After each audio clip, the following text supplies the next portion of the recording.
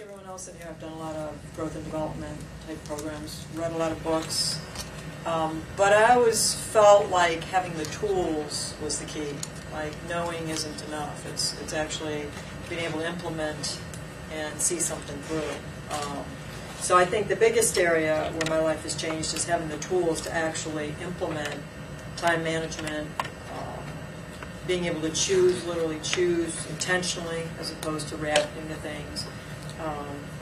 And in particular around areas of my life where I felt I was unconsciously effective at certain things. I now know that I can actually take the necessary steps, create a plan, implement the tools, and actually create that in other areas of my life, that I can duplicate that. That I don't have to be a social misfit in some areas and ultra successful in others. Being more intentional, it's actually being aware. It's really self-awareness and being intentional. And then choosing. And actually getting the 100% responsibility.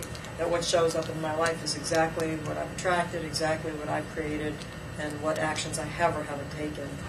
Yeah, and I think that's the emotional intelligence piece. Because the time management was huge. Because I really got that time as a creative thing. There's lots of time. It's just what we choose to do with our time. But I think the emotional intelligence piece was the biggest area for me.